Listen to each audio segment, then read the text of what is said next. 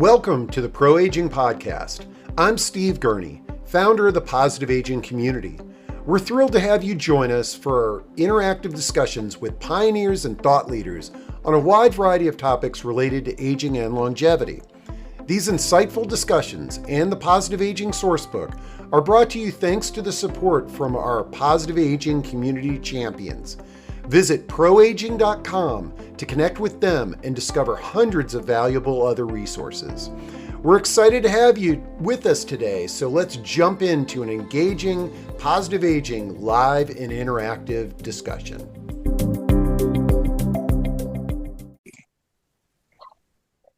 All right, folks, I am really excited today to have two pioneers in the counseling space. Susan Zimmer and Karyn Walsh with the Northern Virginia older adult counseling practice. And we're going to be talking about counseling and therapy for older adults, dispelling some of the myths and talking about some of the benefits of getting counseling, whether you're an older adult or a caregiver for an older adult. Susan, let me talk to you because you lead this innovative practice. Tell us a little bit about how the practice got started. Well, thanks for having us. First of all, we're excited to be here. But, about 9 years ago, my mom, who is a licensed clinical social worker, had worked many years in the older adult community and was kind of coming to the end of her career working at an independent living community. But I don't think she was quite ready to give it up. She really has a passion for servicing older adults. So I have my master's in healthcare administration. So we kind of got together and really wanted to stay engaged with the community. And so we came up with an idea to form a practice that is both, full of quality services and accessible. And I think the big one is also affordable. So we have a clear division of responsibilities. She is clinical. She has since retired, and I'm administrative. So while she focused on generating clients and seeing people, I focused on doing the administrative part of creating the business, getting therapists credentialed with Medicare, and kind of doing the business aspect of it. So since then, we've kind of grown organically over the last 9 years, and we've gotten more clients. And then in turn, my mom had worked with the community and networked, and we got more therapists and more clients. And so here we are. I love it. And how many counselors, therapists are on your team currently? That's a good question. We currently have about 21 therapists that work with us, Wow. which seems like a large group, and it is. They all have varying degrees of caseloads and focuses. So it's been a quite thriving practice, and we're really proud and excited for it. Yeah, I am too. And there's such a need out there. A lot of Yeah. times people are turning to therapists with all different kinds of backgrounds to to um, have conversations and to better understand them Sure. or their loved ones' needs. But creating a practice that specializes in this area is amazing. And I'm thrilled that we actually have one of your team members on the discussion today, We Karyn do. Walsh. So Yes. so Karyn, let's hear a little bit about your background and what drew you to this practice, and then let's have a conversation about the benefits and some of the challenges of therapy. Well, again, as Susie said, thanks so much for having us. My name is Karyn Walsh. I'm a licensed clinical social worker. I have a master's in social work from VCU in Richmond and a bachelor's in human services from Virginia Wesleyan University. Shout out there to that small college. And what drew me, I've worked in health and mental health my entire career. Got my MSW at 23, my LCSW at 31, and I have worked in health and mental health, both with children, but I have a very strong focus the last 20 years and prior to that with older adults. And I think I love the wisdom of older adults. I love the sparkle. And I love to remind them that their life is not over yet just because they've crossed into those years, or if they're, if they're dealing with some very tough issues, they can still learn, they can still grow, they can still cope. Um, so I think that's, I love that's it. it in a nutshell for me. What a great member of the team, and I've met several of the your team members, and you put together an amazing group to help folks. So let's talk about a little bit about what are some of the benefits um of counseling and therapy, and maybe what are some of the reasons that people are drawn to your practice in terms of the challenges that they're going through that you offer solutions for. I think most of our therapists, it's still really kind of a young therapy practice in that it's only 9, almost 10 years old. And all of our therapists are seasoned. We don't have anybody under 40, and so we not only have life experience, we have a lot of work experience, and we have a strong focus in areas of health, grief, loss, death and dying, caregiving, and just challenges and transitions that come in life with retirement, relationships, families, dealing with holidays, moving from a family home into a smaller place, transitioning to a care community, be it independent or assisted living, and dealing with just the health challenges that come with almost everybody who crosses over into what I call Club 60, 60 years of age and older, and so I think that we all I mean, we have training and focus, and we have life experience too, that we can say, so and so has been through that. Yeah, well, one of the things that I've seen in running the positive aging community and having countless conversations with people that over the years that I've said, look, you might want to look in to some counseling or therapy. The reason that I always offer that is sometimes we have all these people in our life that are talking in our ear about, oh, mom, you should do this, or dad, you should do that, or I don't think that's a wise decision, or what have you. And they're just people in our lives. And the objectivity and the value of a trained counselor therapist having a conversation with someone with your all's background, in my opinion, is really invaluable to folks. What are your thoughts on that?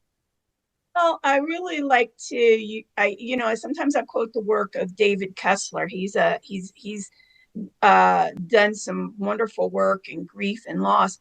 But one of the things he says is it pertains to everything in life is not going through it alone, not dealing with it alone. It's important, whatever you're going through, to say it to somebody else, to externalize it, get it out, say it to somebody. And as you said, as we age, there is truth in that. As you age, there are things that happen in your life and in your health that take some of that independence, that autonomy away or impinge on it.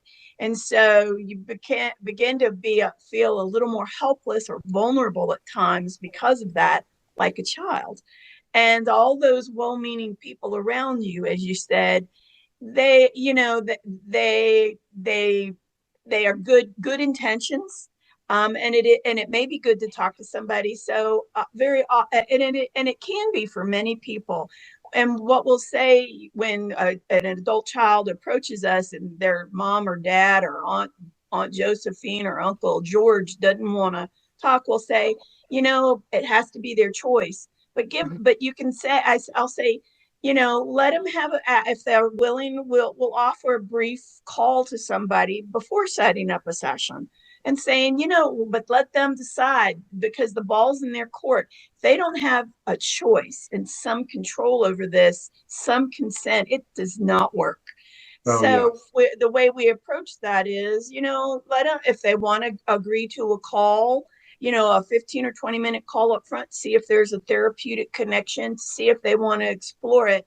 And then we'll go with just one session. Some of our therapists say, give me 2 or 3 sessions. I say, give me one, and just try it after that initial call, or think about it and give us a call back, because this is something they do have control over, which is I love really it. important to try it. So one of the things you said in the beginning, Susan, is affordability. Okay. Mhm. And Yes. oftentimes when I am talking to an individual and recommending therapy or counseling, it's like, oh, I can't afford that, or I don't have the right kind of insurance, or what have you. Right. I was glad that Karyn talked about an initial free consultation, Sure. but tell us a little bit about the world of paying for counseling and therapy. Does Medicare cover some of this, and how does it work? Yeah, no, that's a really good question. And that has always been a barrier for a lot of the older adult population to seek therapy because they don't want to pay for it. They don't think it's worth it. They just don't want to spend the money. And so that is a challenge. However, from the get-go, we wanted to kind of avoid that, or kind of resolve that. So we did sign up for Medicare. So we do accept Medicare. Not only Medicare, but some of the other Medicare Advantage plans, which are, some members decide, some clients decide to have those insurances, which still work in our practice. So how that works is, after when a client comes to our practice, they provide their insurance information. Once they have sessions, then we do submit the claims to insurance. Medicare is actually really good about paying for sessions. One question we get often is, unlike other sorts of therapy, how many sessions does Medicare cover? Like, am I only allowed 2 or 3? But fortunately for all the members, Medicare has an unlimited number of sessions that Wow, they allow all of their members to participate in. So if you have a really bad time and you need to see your therapist twice a week, Medicare covers it. If that's things great to kind of know. even out, yeah, so once Medicare covers, for all Medicare services, they cover 80% of the service. They then kick 20% over to a member secondary or supplement insurance. That's how it works across the board, really, for all providers, but for us too.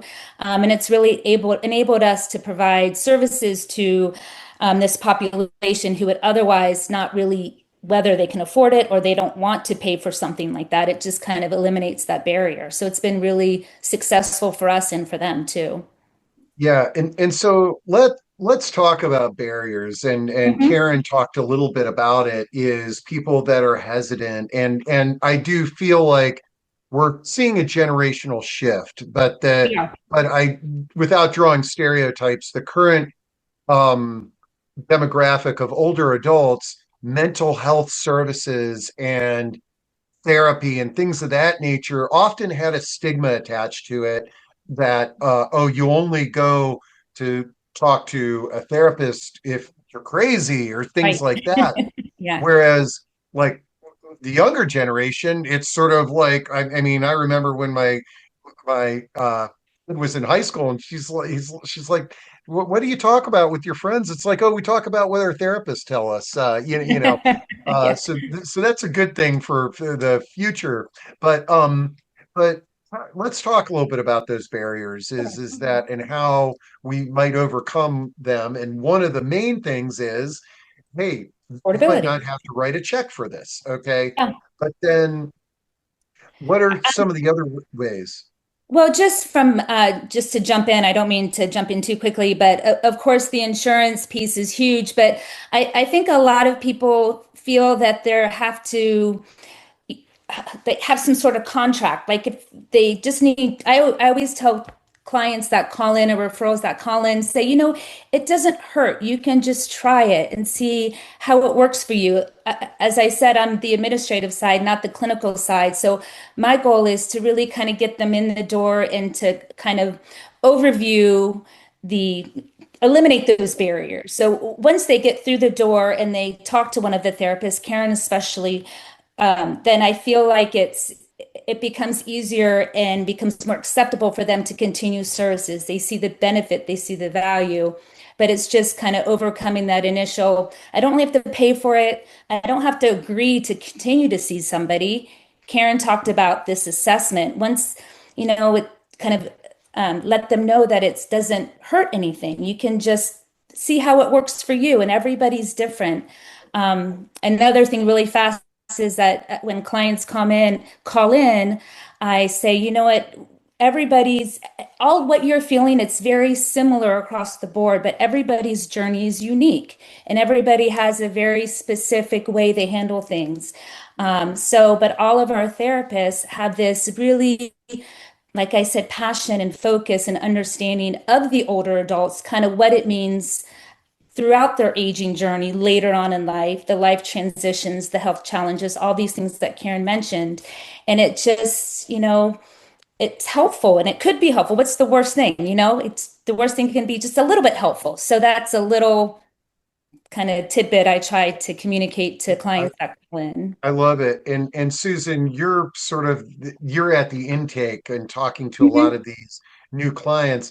Correct. Now, once they kind of get through that, and let's say you've got a new client, Karyn, who comes in, and I bet you this is pretty common. It's if they haven't been through therapy before, there's probably a little bit of apprehension about, talking to a stranger, and it's sort of they might be kind of guarded. Do you find that?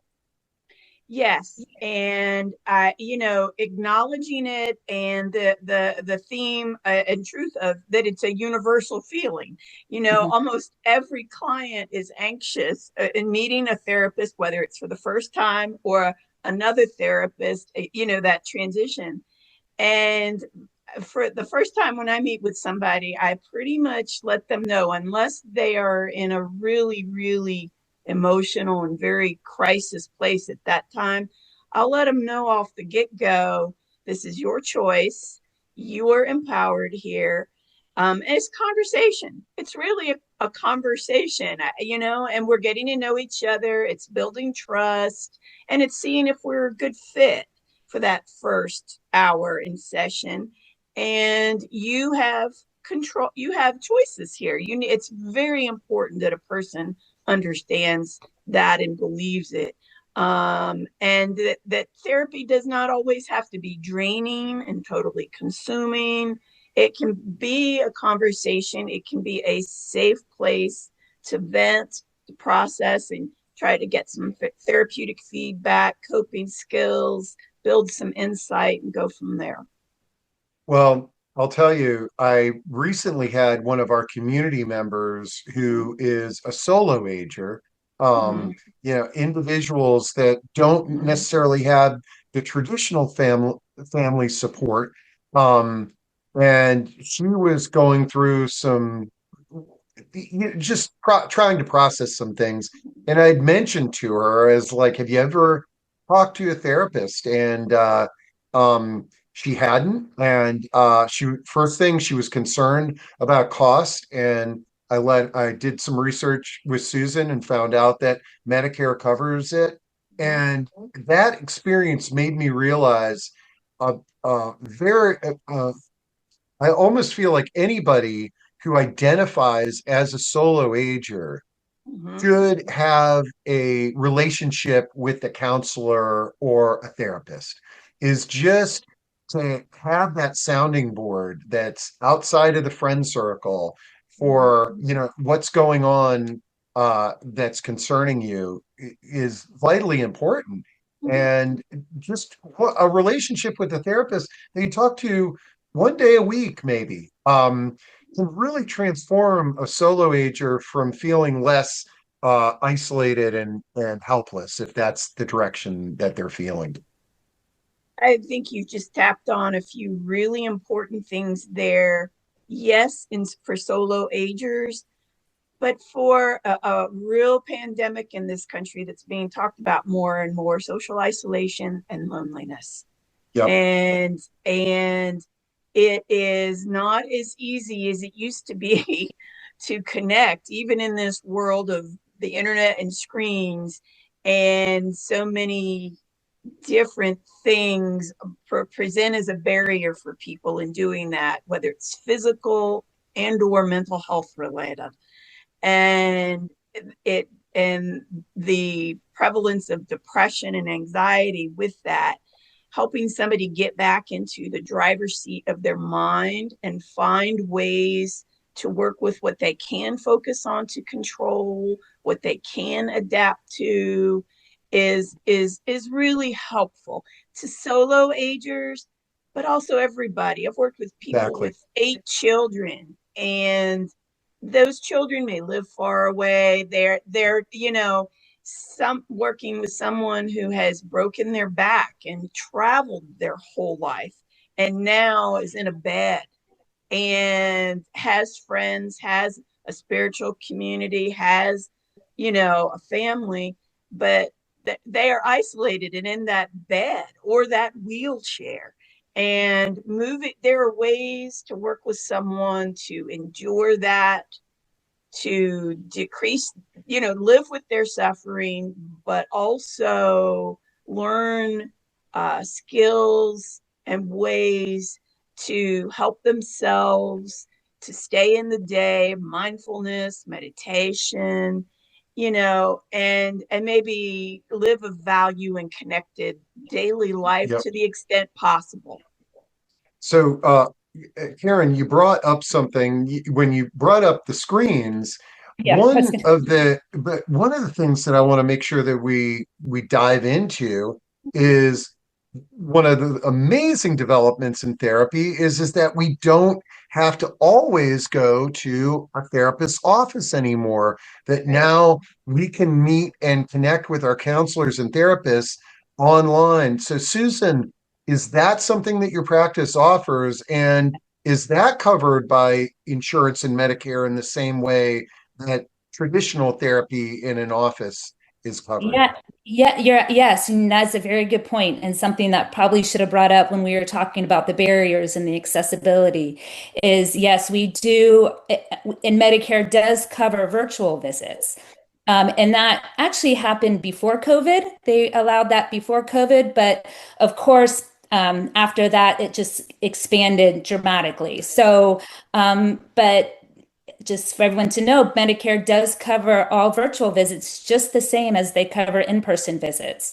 Okay. It is not only virtual as the way we're doing now, seeing somebody and talking to other people on the screen, but also it can be as simple as a phone call. Talking on the Um, phone.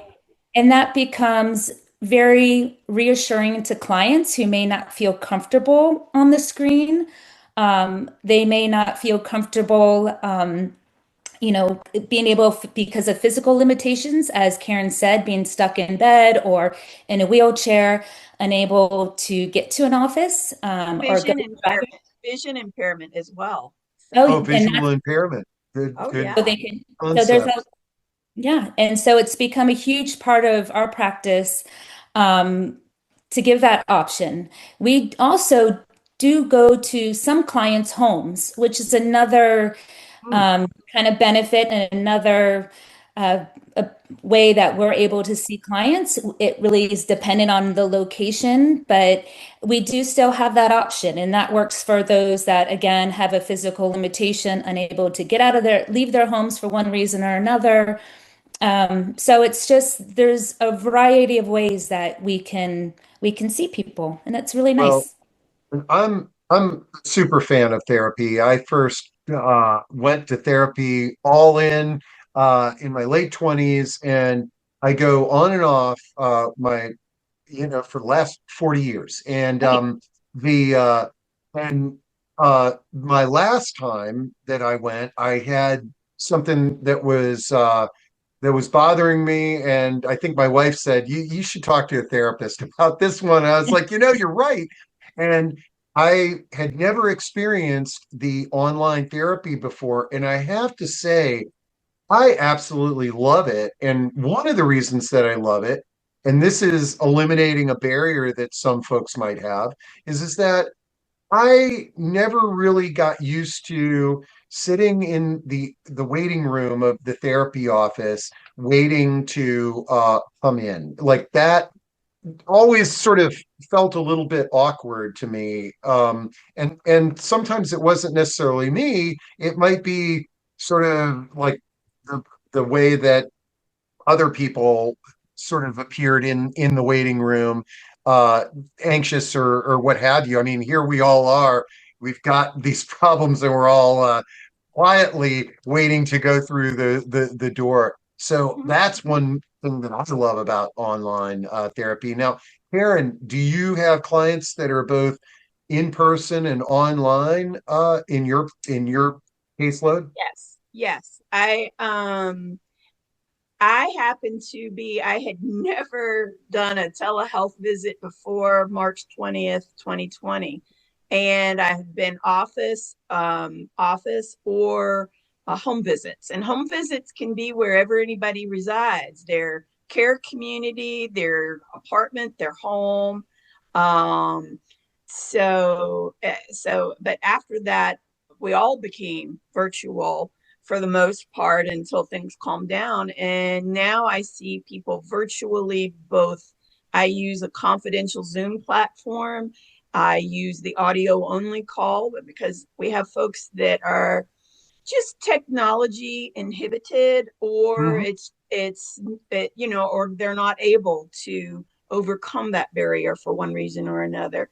And yes, once I had once the pandemic was over, for the most part, most of my clients did not want to go back to the office. So they are why I've stayed primarily this way. But I like to get out, so I like home visits too, and I do use the office some. Sometimes I'll meet a person once at the office or home visit, and then we go to virtual. So there's a hybrid method to do it, and a number of our therapists do that. So we have different ways that we are able to work like that. I love this. And this is really we have covered the gamut here is that from the creation of this innovative practice that is really offers every option under the sun and affordable as well. Um, this is amazing. And now your the region that your practice serves is Northern Virginia. But folks, if you're listening to this in any part of the country, this we want this to be just stand on our soapbox to remind people that there are tremendous benefits to therapy and counseling, no matter where you are. But out of curiosity on that, because somebody might be listening to this in another state or what have you, if somebody is doing telehealth or online therapy and they're in another state with that doesn't have an innovative practice like this, can they work with you in given that you're licensed in Virginia? Well, right now, the way that things stand, we are only licensed to provide services to those that reside in the state of Virginia. It can be Okay, all the way all right. down to Richmond, all the way up to Virginia. We also have therapists that are licensed in Washington, D.C. and Maryland. So we actually have a little bit of a wider region. Um, in the future, there are a couple other legal things going on in the administration called the Compact Agreement, where we may be able to provide services to those outside of the state of Virginia. We're Okay. really trying to stay on top of what that looks like and when that would be effective. But currently, we're in the entire state of Virginia, Washington, D.C., and Maryland. So I that's love it. where, yeah, All it's right. great. And I'll make sure that links to your and other resources are along with the recording. So Awesome. I could talk to you all on this topic for hours because I'm so passionate about people talking about their challenges and having another team member who cares about what their dreams and solutions could be like. But is there anything that we didn't talk about today that either of you would like to add? I'd like to add that we work with adults across the lifespan, pretty much age 30 and older, and that includes a lot of adult children and loved ones of older adults. And that population is a huge number of our clients that we see, because we kind of treat that whole system of the older adults, and it's not unusual for us to see one person and then another therapist sees their spouse, and then their adult child might get involved. And we're also doing more with older adults who are parents of adult children with different challenges, Oh, special needs, and things like that. So, once a parent, always a parent. So a lot of our older adults come to us because they're concerned and they love their own children. Most loving parents want what's best for their kids, even at a 75 or 100. And that's a source of a lot of concern and can be distress. And what do they do? How do they cope? I love it.